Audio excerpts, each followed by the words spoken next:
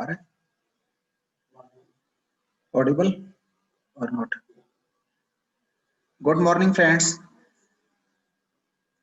आज हम गुड आपसे मॉर्निंग सर। कोऑर्डिनेट्स के बारे में बात करेंगे। और कोऑर्डिनेट आपका बहुत जाना पहचाना समूह है। आप 11th-12th से जो है कोऑर्डिनेट पढ़ते आ रहे हैं, तो ऐसा कोई विषय नहीं है कि ये नया टॉपिक है, लेकिन फिर भी मैं ये चाहूंगा कि इसके बारे में थोड़ी सी बात आप लोगों से शेयर की जाए।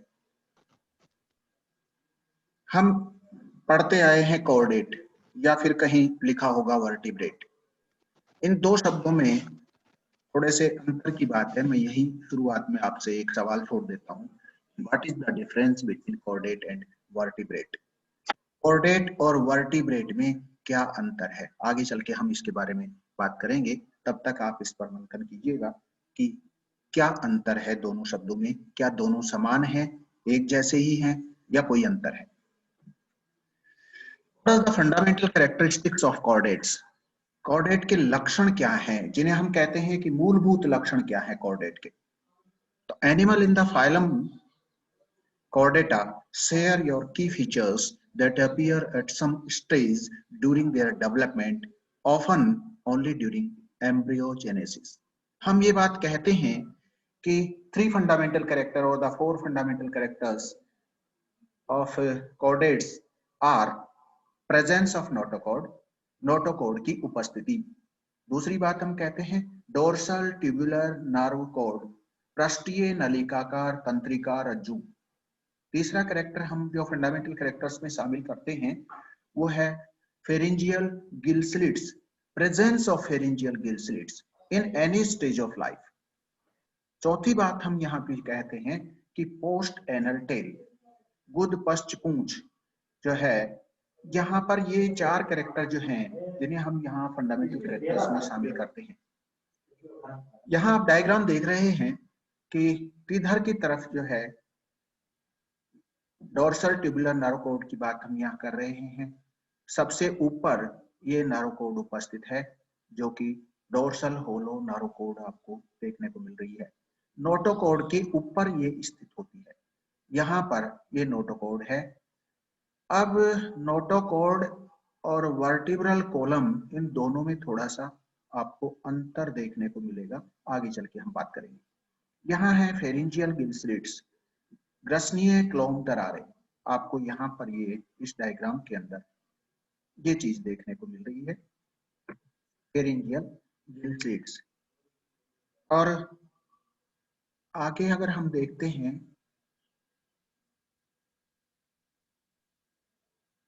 कि ये post anal tail, fourth character is the post anal tail, वो यहाँ पर ये एनस है और यहाँ पर ये टेल उपस्थित है। तो इस तरह की चारों कैरेक्टर जो है वो आपको यहाँ दिखाई दे रहे हैं। नोटोकोड की बात करते हैं। Coordinates are named for the notochord. Notochord होती क्या है?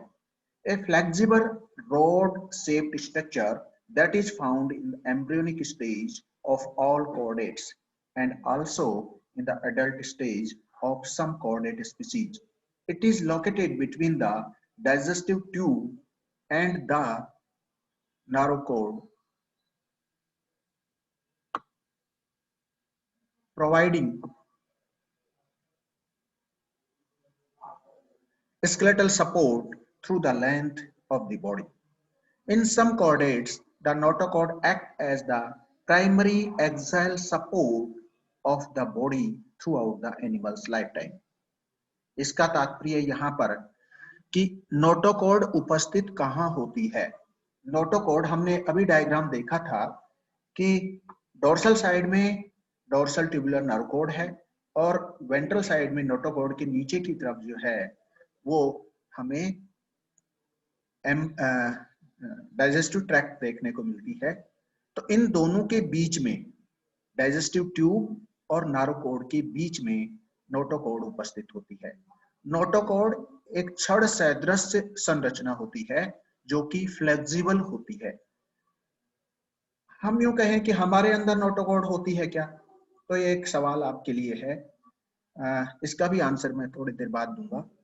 कि हमारे अंदर नोटोकॉर्ड है या वर्टिब्रल कॉलम है, ये सब आप जानते हैं। इन वर्टिब्रेट्स यही अंतर आ जाएगा। The notochord is present during embryonic development at which time it includes the development of the neural tube which serve as a support for the developing embryonic body. The notochord, however, is replaced by the vertebral column, जैसे हम spine कहते हैं, in most adult vertebrate. आपको समझ में आ गई होगी कि हमारे अंदर नोटोकॉर्ड है या वर्टिब्रल कॉलम है। तो नेक्स्ट करेक्ट उसकी बात करते हैं हम कैरेक्टर की, कि नेक्स्ट कैरेक्टर कौन सा है। डोर्सल होलो नर्व, हम दूसरी बात कहते हैं इसको dorsal tubular nerve cord. The dorsal hollow nerve cord derive from the ectoderm. हम ये बात जानते हैं कि नर्वस सिस्टम का ओरिजिन एम्ब्रियोनिक एक्टोडर्म से होता है। That rolls into a hollow tube during development. In chordates, embryology में आपने पढ़ा होगा इसको अच्छे से, कि बाहरी एक्टोडर्म ऊपर डोर्सल साइड में इन्वेजिनेट होकर एक होलो ट्यूब का निर्माण कर लेती है और वही आगे चल के नर्व कोड का निर्माण करती है। In chordate it is located dorsally at the top of the, dorsally है तो ये कहां होगी, at the top of the animal. Dorsally to the nerve notochord, notochord के डोर्सल साइड में नर्व कोड स्थित होती है। In contrast to the chordates, other animal phyla are characterized by solid nerve cords that are located either ventrally or laterally. The nerve cord found in most chordate the embryos develops into the brain and spinal cord, which comprise the central nervous system. आगे चल के यही spinal cord का निर्माण करे और brain का निर्माण करे, जिसे हम कहें कि सेंट्रल नर्वस सिस्टम का निर्माण करे। तो ये डोर्सल साइड में स्थित होगी नोटोकॉर्ड के ऊपर। अब आते हैं pharyngeal gill slits. Pharyngeal gill slits are openings in the pharynx, the region just posterior to the mouth। आप पीसेज में देखते हैं और कुछ ऐसे कॉर्डेट हैं जहां पर आप ये चीज देखेंगे कि गिल स्लिट्स उपस्थित होती हैं, जो एक्सटर्नल गिल स्लिट्स के रूप में भी आपको दिखाई देती हैं, हमें दिखती हैं। लेकिन थोड़ी इसके आगे चल के एक फिर सवाल आएगा कि हमारी गिल स्लिट्स कहाँ हैं। अगर हम कॉर्डेट हैं तो हमारी गिल स्लिट्स कहाँ उपस्थित है ना, इसका जवाब भी थोड़ी देर मिलेगा आपको। In organisms that live in aquatic environment, pharyngeal gill slits allow for the exit of water that enters the mouth during feeding. Subinvertebrates, invertebrate chordates use the pharyngeal slits to filter food out the water that enters the mouth. In vertebrate fishes, the pharyngeal slits develop into gill arches. The bony and cartilaginous gill support it. या तो bony part होगा या cartilaginous part होगा जो इन gill slits को support provide करेगा। In most terrestrial animals, including mammals and birds, pharyngeal gill slits are present only during embryonic development. In these animals, the pharyngeal slits develop into the jaw and inner ear bones. अब यहाँ पे आप देखिएगा कि terrestrial animals के अंदर, mammals and birds के अंदर pharyngeal slits are present only during embryonic development. इसका मतलब हुआ कि हमारे में केवल एम्ब्रियोनिक अवस्था के अंदर ही ये उपस्थित होती हैं pharyngeal gill slits. In these animals the pharyngeal slits develop into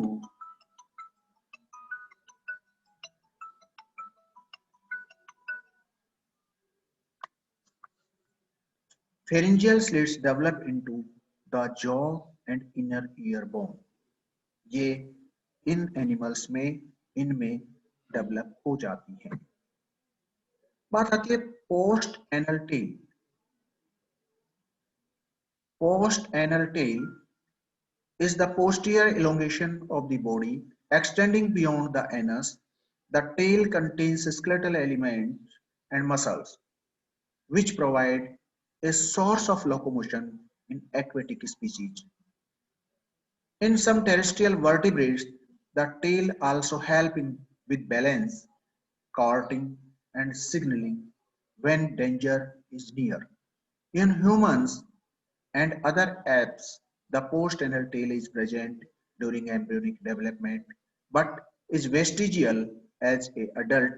Other characteristics of chordate includes तो वेस्टिजियल इन एन अडल्ट। अब कहें कि पोस्ट एनल टेल आपको सभी कॉर्डेट्स के अंदर सामान्यतया पोस्ट एनल टेल देखने को मिलती है, किसी में लार्वल स्टेज में देखने को मिलती है और आगे वाले समूह के अंदर पोस्ट एनल टेल जो है एडल्ट्स में भी देखने को मिलती है। मैमल्स में भी एडल्ट्स में है पोस्ट एनल टेल देखने को मिलती है। अब बात कहें कि ह्यूमन बींग्स में कहाँ गायब हो गई, तो हम यहाँ कहेंगे कि this is vestigial in adults in human beings but this one is present during the embryonic development। तो इन तीनों चारों कैरेक्टर्स के लिए हम एक बात कह सकते हैं, all these four characters are present in any stage of life या any stage of development।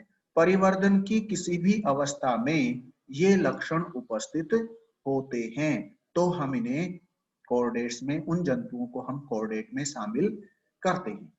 और दूसरे कैरेक्टर्स कौन कौन से हैं जिनकी हम बात करें, पहली बात यहां हम देखेंगे बायलैटरल सिमेट्रिकल। आप कहेंगे बायलैटरल सिमेट्रिकल तो एनेलिडा के बाद में सभी जंतु हैं, बिल्कुल ठीक बात है कि एनेलिडा ऑनवर्ड्स इनवर्टिब्रेट भी और वर्टिब्रेट भी सभी बायलैटरल सिमेट्री शो करते हैं। कोई बात यहाँ पे ट्रिप्लोब्लास्टिक त्रिजन स्तरीय होते हैं जिनमें एक्टोडर्म, एंडोडर्म और मेसोडर्म उपस्थित होती है। सिलोमेट्स ट्रू सिलोमेट होते हैं, जैसे हम कह रहे हैं कि भाई एंटेरोसिलोमेट और साइजोसिलोमेट्स में, तो यहाँ पर दी ज्यादा ट्रू सिलोमेट्स उपस्थित होती हैं। बॉडी सेगमेंटेड, यहाँ पे हम या आप लोगों को थोड़ा संदेह हो सकता है कि हमारा शरीर तो कहीं से खंडित है नहीं, फिर बॉडी सेगमेंटेड कैसे हो गई, उसकी भी बात अभी हम बताएंगे। लेकिन this is true that our body is metamerically segmented. The body design is complex and well differentiated। अगर हम कहें कि इवोल्यूशन जब हुआ तो प्रोटोजोआ से इनवर्टिब्रेट के सारे एनिमल्स की स्टडी करते हैं तो सिंपल से कॉम्प्लेक्स की ओर जाते हैं, फिर प्रोटोकॉर्डेट से आप देखते हैं कॉर्डेट तक पहुंचते हैं, तो वहां कॉर्डेट में टॉप पे आज ह्यूमन बीइंग बैठा है। क्यों बैठा है? Because of the complexity and the highly evolve और highly developed structures, well differentiated structures are present in the human beings। The body has an organ system level of body organization। तो body organization यहाँ पर organ system grade का उपस्थित होता है और ये सब चीजें ज्यादातर जो आप इनवर्टिब्रेट में भी एनेलिडा ऑनवर्ड्स जो है ये चीजें देखने को मिलती है। एक बात यहाँ थोड़ा सा डिफरेंशिएट करेगी कि ventral heart is present in chordates. Chordate में वेंट्रल हार्ट उपस्थित होता है, आरबीसी उपस्थित होती हैं, रेड ब्लड कॉर्पसल्स उपस्थित होती हैं, जो कि इनवर्ट नॉन कॉर्डेट के अंदर नहीं उपस्थित होती। तो वेंट्रल हार्ट अगर हम नॉन कॉर्डेट में देखते हैं तो वहां डोर्सल हार्ट की पोजीशन होती है, जबकि हम कॉर्डेट में देखेंगे तो वेंट्रल हार्ट देखने को मिलता है। हमारे अंदर भी वेंट्रल हार्ट उपस्थित होता है। अब आप यूं कह सकते हैं कि हमारी पोजीशन में वेंट्रल है या फ्रंट है, क्या कहते हैं आप इसको, एंटीरियर कौन सी है, पोस्टीरियर कौन सी है, डोर्सल कौन सी है, वेंट्रल कौन सी है, ये सारी डायरेक्शंस और एक्सिस जो है आप सबको पता होंगी, क्योंकि आप जिस स्थिति में हैं 2 दिन बाद में आप बालकों को बात करेंगे तो उस वक्त ये सब बातें करेंगे। हमने यहाँ पर बात कही थी, ऊपर भी बात कही थी कि chordate and vertebrate, chordate versus vertebrates, chordate और वर्टिब्रेट में अंतर क्या है। तो इतने जो सारी बातें हमने जब करी तो आपको कॉर्डेट और वर्टिब्रेट में अंतर समझ में आया होगा, और नहीं आया तो नेक्स्ट स्लाइड से और बात करता हूं मैं। यहाँ पे हम देखते हैं कि फाइलम कॉर्डेटा, और फाइलम कॉर्डेटा के अंदर दो सब ग्रुप्स हैं। पहला है प्रोटोकॉर्डेट्स और दूसरा है क्रेनिएटा या वर्टिब्रेट्स। एक्रेनिएटा या प्रोटोकॉर्डेट, क्रेनिएटा या वर्टिब्रेटा। अब यहां देखिएगा, कॉर्डेट का ही ग्रुप है वर्टिब्रेटा। हम बात कह रहे हैं कि कॉर्डेट हैं या वर्टिब्रेट हैं। आपको क्लियर हो जाना चाहिए कि vertebrate is the sub group of chordate. It means chordate is the larger group than the vertebrate. Vertebrata के अंदर वर्टिब्रल कॉलम उपस्थित होती है, जबकि हम फंडामेंटल कैरेक्टर्स में कॉर्डेट्स के लिए कहते हैं कि notochord is present in any stage of life which is replaced by the vertebral column in higher chordates। तो यहाँ पर दूसरी बात, दूसरा टर्म इन्हीं के लिए काम में लिया जाता है प्रोटोकॉर्डेट्स के लिए, एक्रेनिएटा। एक्रेनिएटा मींस क्रेनियम। क्रेनियम क्या होता है? The brain box. Brain box क्या होता है? मस्तिष्क के चारों तरफ का खोल। तो नो ब्रेन बॉक्स और द क्रेनियम, एक्रेनिएटा और प्रोटोकॉर्डेट कहते हैं। प्रोटोकॉर्डेट में आपको पता है हेमिकॉर्डेटा, यूरोकॉर्डेटा, सेफेलोकॉर्डेटा को शामिल करते हैं यहाँ पे। notochord may persist throughout the life and is not replaced by the vertebral column. This is the main difference between the vertebrate and protochordate. Protochordate के अंदर वर्टिब्रल कॉलम नहीं होगी, नोटोकॉर्ड ही होगी, और ये जीवन पर्यंत भी बनी रह सकती है, जैसा हम एम्फिऑक्सस में देखते हैं, सेफेलोकॉर्डेटा में देखते हैं, और लार्वल स्टेज में भी उपस्थित हो सकती है। जैसा आप जानते हैं कि हर्डमानिया के अंदर रेट्रोग्रेसिव मेटामॉर्फोसिस देखने को मिलती है। एडवांस कैरेक्टर्स से प्रिमिटिव कैरेक्टर्स की ओर जाता है तो उसे हम रेट्रोग्रेसिव मेटामॉर्फोसिस कहते हैं, और ये यूरोकॉर्डेटा के अंदर हर्डमानिया देखने को मिलती है। तो यहाँ पर ये दो कैरेक्टर्स जो हैं वो आपको वर्टिब्रेटा को और प्रोटोकॉर्डेट को डिफरेंशिएट करते हुए दिखते हैं। पहली बात, नो ब्रेन बॉक्स और द क्रेनियम, और दूसरी बात, नोटोकॉर्ड में persist through out the life and is not replaced by the vertebral column. While in vertebrate or craniata, notochord is replaced by the vertebral column और cranium is present. Brain box यहाँ पर देखने को मिलता है और notochord vertebral column के द्वारा रिप्लेस कर दी जाती है। यहाँ क्रेनिएटा या वर्टिब्रेटा को हम फिर से बांटते हैं। दो ग्रुप यहाँ पे आपको देखने को मिलेंगे, एग्नेथा और ग्नेथोस्टोमेटा। एग्नेथा, ग्नेथा मीन्स क्या होता है? जबड़े। ग्नेथा मीन्स होता है जबड़े। तो जबड़े उपस्थित हों या नहीं हो, तो एग्नेथा के अंदर जबड़े उपस्थित नहीं है। और ग्नेथोस्टोमेटा में, ग्नेथो मीन्स जबड़े, स्टोमेटा मीन्स माउथ। इसका मतलब मुख के चारों ओर या मुख में जबड़े उपस्थित होते हैं। तो जो ओपनिंग है वो किसके द्वारा प्रोटेक्टेड है? जॉस के द्वारा जबड़े यहाँ देखने को मिलेंगे, जबकि एग्नेथा में जबड़े नहीं देखने को मिलेंगे। एग्नेथा के अंदर ऑस्ट्रेकोडर्म जो कि एक्सटिंक्ट फॉर्म में, और दूसरा साइक्लोस्टोमेटा। साइक्लोस्टोमेटा में आप फिर देखेंगे, cyclo means rounded, stomata means mouth. जहां पर मुख कैसा हो? राउंडेड हो। तो यहाँ पर शकर्फ से, जिन्हें हम साइक्लोस्टोम्स कहते हैं, मिक्जाइन और पेट्रोमाइजोन, तो वो यहाँ शामिल होंगी साइक्लोस्टोमेटा के अंदर। और ग्नेथोस्टोमेटा के अंदर आपको यहाँ पर दो सुपर क्लास देखने को मिलेंगी, एक पिसीज और दूसरा टेट्रापोडा। पिसीज मछलियों को, जो अभी डॉक्टर साहब ने बताया आपको इन सब के बारे में, एग्नेथा, ग्नेथोस्टोमेटा के बारे में, और पिसीज का क्लासिफिकेशन जो उन्होंने बताया, तो पिसीज में मछलियां शामिल होंगी और ये सुपर क्लास है। और टेट्रापोडा जिसमें 4 लिम्ब, टेट्रा मीन्स 4, पोडा मीन्स पाद, तो यहाँ पर 4 लिम्ब वाले एनिमल्स को शामिल किया जाएगा। पीसीज की खास बातें आपको सारी की सारी बताई उन्होंने। पहला, इसमें जो क्लासेज हैं, मेनली हम लिविंग क्लासेज की बात करते हैं तो 2 क्लास, कॉन्ड्रिक्थीज और ऑस्ट्रिक्थीज, कार्टिलेजिनस और बोनीफिसेज जिन्हें हम कहते हैं। प्लेकोडर्मी फिर से जो है यहाँ एक्सटिंक्ट फॉर्म होगी।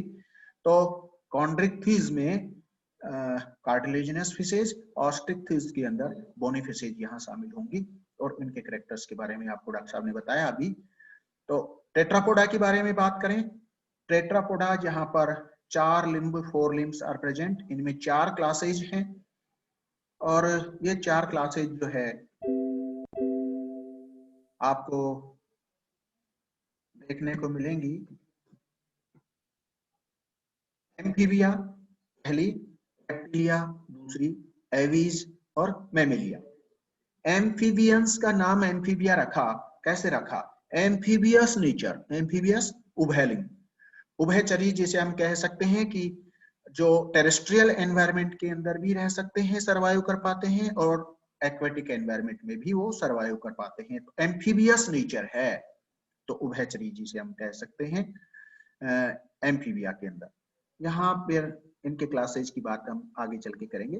रेप्टाइल्स, रेंग के चलने वाले जंतु जो हैं वो रेप्टाइल्स की बात करेंगे। यहाँ पे एवीज की बात करते हैं तो यहाँ एवीज होगी और एवीज में बर्ड्स आ जाएंगे यहाँ पे और उसका क्लासिफिकेशन की भी बात हम करेंगे आगे चल के। मैमेलिया के अंदर स्तनधारी आ जाएंगे और जहाँ पर खास बातें अगर हम देखते हैं तो थोड़ी थोड़ी बातें मैं सभी की बात करूं। एम्फीबिया के बारे में अगर हम कहें, हाँ जी नमस्कार, हाँ बोलिए, हाँ